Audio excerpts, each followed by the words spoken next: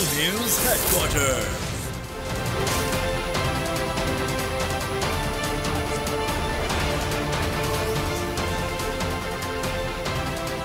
अस्सलाम वालेकुम, बोल न्यूज हेडक्वार्टर्स में खुश आमदेद। मैं हूं मोहम्मद कामरान। मैं हूं आपके साथ वरीशा जुल्फिकार। हेडलाइंस आप जान चुके हैं, आज खबरों में बात करेंगे। बड़ा सिफारती फैसला, दुश्मन नाकाम, दासू डैम पर काम दोबारा शुरू। और डेल्टा वेरिएंट के वार तेज।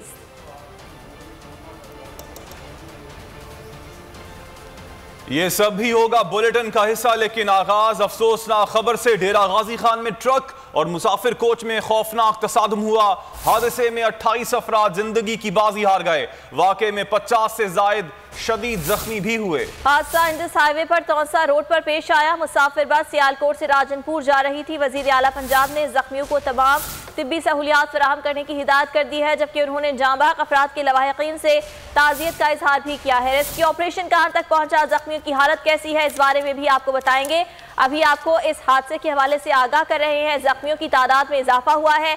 इब्तिदाई तौर पर यह बताया जा रहा था कि 30 मुसाफिर जख्मी हैं और जो जख्मी हैं उनकी हालत अब भी तशवीशनाक बताई जा रही है। डेरा गाजी खान में ट्रक और मुसाफिर कोच में सुबह सवेरे खौफनाक तसादुम हुआ। अफसोसनाक हादसे में 28 अफराद जिंदगी की बाजी हार गए और वाकई में 50 से जायद अफराद शदीद जख्मी हो गए हैं। ये बताया जा रहा है कि हादसा इंडस हाईवे पर तौसा रोड पर पेश आया है, जब मुसाफिर बस सियालकोट से राजनपुर जा रही थी और ट्रक के साथ उसका तसादुम हुआ है। इस मौके पर वजीर आला पंजाब ने जख्मियों को तमाम तिब्बी सहूलियात फराहम करने की हिदायत की है, जबकि उस्मान बुज़दार ने जांबाक अफराद से इजहार ताज़ियत किया है और रेस्क्यू ऑपरेशन बर वक्त शुरू कर दिया गया था। जख्मियों को अस्पताल पहुंचाया जा रहा है और आपको ये भी बताएं कि डीजी खान टीचिंग हॉस्पिटल इब्तिदाई तौर पर जख्मियों को ले जाया गया था। इसी हवाले से मजीद तफसीलात मालूम कर लेते हैं बोल न्यूज के नुमाइंदे शेर अफगन नयाजी से। शेर अफगन, बताइएगा, रेस्क्यू ऑपरेशन मुकम्मल कर लिया गया है?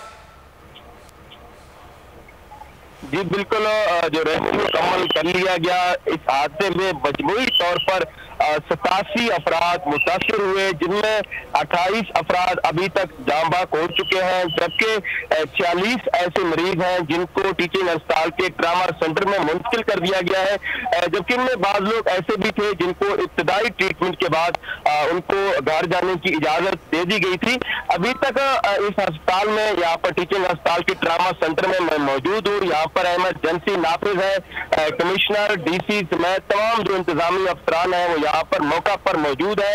यहाँ पर जो तमाम सहूलियात लिया जा रहा है, यहाँ पर मुकम्मल तौर पर इमरजेंसी का नफाज कर दिया गया है। इस टीचिंग अस्पताल के ट्रामा सेंटर की अगर मैं बात करूँ तो यहाँ पर मजमूई तौर पर 45 अफराद की गुंजाइश है जिनका एक ही वक्त में इलाज हो सके, लेकिन यहाँ पर जो जख्मी अफराद है उनकी तादाद 46 से भी यहाँ पर अक्सर औकात जख्मी अफराद जो है वो मुख्तलिफ वाक़ात में जो जख्मी होते हैं वो यहाँ पर मौजूद होते हैं। तो इसी वजह से यहाँ पर थोड़ी बहुत मुश्किलात हो रही है, जिसकी वजह से मुख्तलिफ जो दीगर यहाँ पर जो वार्ड है वहाँ से बेड्स को यहाँ पर ट्रामा सेंटर में मुंतकिल किया जा रहा है, जबकि जो ऐसे अफराद हैं जो कम क्रिटिकल है, जिनकी हालत तशवीशनाक इतनी ज्यादा नहीं है, उनको मुख्तलिफ वार्ड में शिफ्ट किया जा रहा है। तो यहाँ पर जो तमाम सहूलियात है आप कह सकते हैं कि वो यहाँ पर मरीजों को, जो जख्मी अफराद है उनको फराहम की जा रही है। तो इस वक्त जो जख्मी अफराद हैं, जो यहाँ पर जांबाक अफराद है, उनके लवाहिकीन भी यहाँ पर अस्पताल में पहुंचना शुरू हो गए हैं, जबकि यहाँ पर शहरियों की भी कसीर तादाद जो है वो इस वक्त अस्पताल में पहुंच चुकी है। अक्सर इनमें लोग ऐसे हैं जो सिर्फ इसलिए अस्पताल पहुंचे हैं कि शायद यहाँ पर किसी जख्मी शख्स की जान को बचाने के लिए अगर यहाँ पर उनको ब्लड की जरूरत पड़े तो ये लोग यहाँ पर ब्लड को डोनेट कर सके। जी अच्छा, बताइएगा शेर अफगन के हादसे की वजूहात क्या मालूम हो पाई हैं?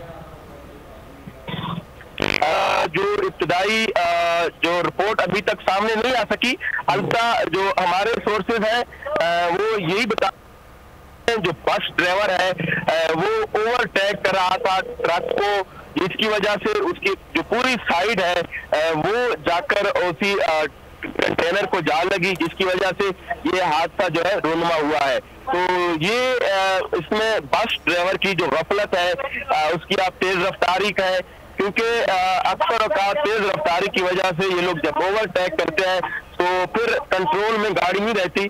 तो यहाँ पर कुछ ऐसा ही लग रहा है कि ये जो शेर अफगान, इस हवाले से आपने हमें अपडेट किया, आपका शुक्रिया। नाज़रीन, अफसोस से आपको अपडेट कर रहे हैं, डेरा गाजी खान में ट्रक और मुसाफिर कोच में खौफनाक तसादुम हुआ और इस हादसे के नतीजे में 28 अफराद अपनी ज़िंदगी की बाजी हार गई। ये मनाजिर भी आप अपने टेलीविज़न स्क्रीन पर देख सकते हैं, तस्वीरी मनाजिर हैं इस खौफनाक हादसे के, और 28 अफराद जो हैं इस हादसे के नतीजे में जान की बाजी हार गए।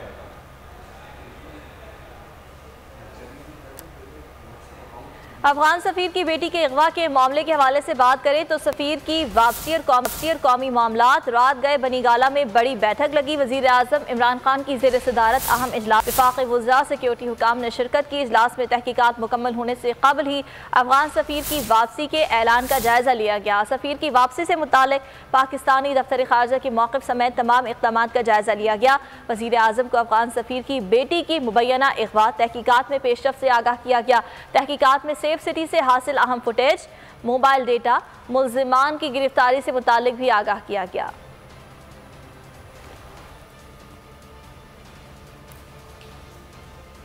अफगान सफीर की बेटी का मुबैना अगवा, पाकिस्तान ने फौरी तहकीकात शुरू की, मुकदमा दर्ज किया, फिर भी अफगान सदर अशरफ गनी के हुक्म पर पाकिस्तान से अपने सफीर समेत तमाम सिफारती अमला वापस बुला लिया गया। बहाना सिक्योरिटी का बनाया गया।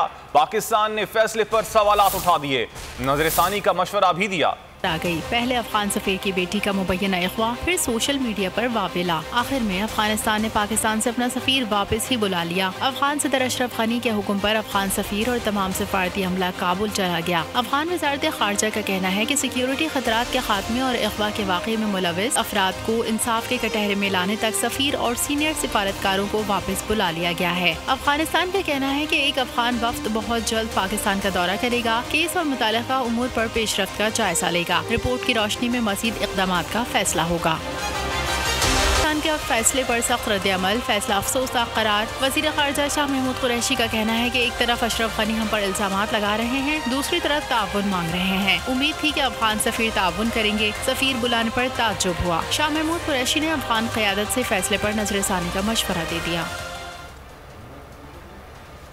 और पाकिस्तान ने भी अफगानिस्तान से सफीर को वापस बुला लिया। पाकिस्तानी सफीर को के लिए इस्लामाबाद तलब किया गया है। मंसूर अहमद खान सेक्रेटरी खारजा से मुलाकात करेंगे। अफगान सफीर और अमले के वापस जाने से पैदा होने वाली सूरत हाल पर मुशावरत भी करेंगे। इसी तमाम तर सूरत हाल पर बात करेंगे। ब्रिगेडियर रिटायर्ड हारिस नवाज साहब हमारे साथ मौजूद हैं। हारिस नवाज साहब, अब तक जो तहकीकात पाकिस्तान की जानिब से की गई हैं और जो सिचुएशन सामने आ रही है उसमें हम ये देख रहे हैं कि अफगान सफीर को वापस बुला लिया गया है। आप क्या समझते हैं कि अफगानिस्तान ने जो फैसला किया है ये बहुत जल्दी में नहीं कर लिया, और इसके पीछे आप क्या समझते हैं कि क्या हकाइक हो सकते हैं? देखें, ये एक बहुत सोची समझी मंसूबे के मुताबिक किया जाना है। असल में बात यह है कि अगर आपको याद हो अभी जो कॉन्फ्रेंस वहाँ पर जिस तरीके से अशरफ गनी ने पाकिस्तान पे इल्ज़ाम लगाया तो ये पाकिस्तान में नेगेटिव एटीट्यूड है। फिर उनके नेशनल सदर ने कहा कि 10,000 जब मुजाहिदीन हमने वहाँ पर भेजी हैं, तो इसके अलावा उसके बाद हमारे प्राइम मिनिस्टर ने बहुत ही अच्छे तरीके से मौसर अंदाज में वहाँ रिबटल दिया और बताया कि ये बिल्कुल गलत है, ये अनफेयर है। जितना पाकिस्तान ने अमन के लिए कोशिश की दुनिया में किसी ने की है। जब ये बातें की गई हैं तो उसके बाद ये उस वक्त Indian lobby, Indian foreign minister भी वहाँ पर थे, अमेरिकन के साथ मिल के ये नहीं थी कि पाकिस्तान को बदनाम किया जाए, पाकिस्तान को वहाँ शो किया जाए कि पाकिस्तान अमन नहीं चाहता। और उसके बाद ये लाहौर में ये जो इस्लामाबाद एक इंसिडेंट हुआ, ये इंसिडेंट होते रहते हैं। अगर या तो पाकिस्तान रिस्पॉन्स ना ठीक हो, पूरे उन्होंने सारी डिटेल में मालूम कर ली है, और आई एम श्योर में ये भी कहा था कि 48 डेज में हम इसको मालूम कर लेंगे। उस दौरान में अचानक ये फैसला करना मीन्स कि they want to have a stay in elections, they don't want peace in Afghanistan, they want वहाँ पर लड़ाई झगड़ा हो, सिविल वॉर हो, ताकि जितनी सिविल वॉर होगी उतना ही इंडिया को फायदा होगा। वो वहाँ पर उनकी रॉ NDS मिल के पाकिस्तान में दहशतगर्दी भी करेंगे, वहाँ का बलूचिस्तान के हालात ख़राब करेंगे, CP मंसूबा लेट करेंगे, और साथ के सबसे बड़ी जो हम कहते हैं कि वो इसके साथ जो एक बहुत बड़ा इन्फ्लक्स आएगा रेफ्यूजीज का, पाकिस्तान उसके लिए परेशान है। ये है उनके। अच्छा ब्रिगेडियर साहब, भारतीय मीडिया के किरदार को इस सारी सूरत हाल में आप कैसे देखते हैं? हमने देखा कि जब ये वाकया पेश आया, अभी तक तहकीकात किया, अभी तक स्टोरी भी सही तरह समझ नहीं आई थी किसी को, और भारतीय मीडिया तस्वीर चलाता रहा। बाद में गलत तस्वीर चलाने पर सफीर की जानिब से, अफगानिस्तान के सफीर की जानिब से उनको ट्वीट करना पड़ा कि ये तस्वीर मेरी बेटी की नहीं है। उन्होंने फिर अपनी बेटी की तस्वीर भी शेयर की। देखिए, ये एक इंडियन लॉबी हमेशा से मीडिया की तरह नेगेटिव प्रोपेगेंडा करता है, और ये सारा प्लान्ड है कि जिस वक्त ये सारी सिचुएशन क्रिएट गई है, साथ इंडियन मीडिया को फीड कर दिया गया था। और मैं क्यों इंडियन चैनल में जाता रहता हूँ, मुझे पता है कि वो कितनी नेगेटिव अप्रोच है, कितना नेगेटिव सोच है, जितना पाकिस्तान के खिलाफ वो बोलते हैं। क्योंकि वहाँ पर RRS की जो ये प्राइम मिनिस्टर भी, अगर आपको याद हो, इंडियन सहाफ़ी को भी यही कहा था कि आपकी सोच सिविलाइज होनी चाहिए, और हम क्या कर सकते हैं जब आप RRS के एजेंडे पर चल रहे हैं। तो ये वजूहत है जिसकी वजह से दे वांट कि इस वक्त पाकिस्तान को बैकफुट पे लाएं, प्रेशर में लाएं, पाकिस्तान पीसफुल में और हिस्सा न ले सके। अगर हम पीसफुल मुआहदा करा देते हैं तो पाकिस्तान की दोबारा एक दुनिया में नाम होगा। वो हर मौके पर ही चाहते हैं कि पाकिस्तान को नुकसान हो, पाकिस्तान में इकोनॉमिक तरक्की ना करे, और हम CPEC मनसूबा कामयाब न करें। क्योंकि CPEC मनसूबा कामयाब हो गया तो हम एक इस्लामिक मुल्क हैं, हम एक न्यूक्लियर मुल्क हैं। अगर इकोनॉमिक तरक्की करेंगे तो अपने फैसले अपनी मुल्की मफादात में करेंगे। ये दुनिया नहीं चाहती है, इसलिए पाकिस्तान में डिस्टेबलाइजेशन चाहते हैं, पाकिस्तान में अफगानिस्तान को दस्तगीरी लाना चाहते हैं, ताकि हम किसी लिहाज से भी बलूचिस्तान में अमन ना हो और हम CPEC मनसूबा कामयाब ना करें। बिल्कुल ऐसा ही है, पाकिस्तान को बदनाम और कमज़ोर करने की साजिश की जा रही है इन वाक़यात के जरिए। बहुत शुक्रिया ब्रिगेडियर रिटायर्ड हारिस नवाज साहब हमसे बात करने के लिए।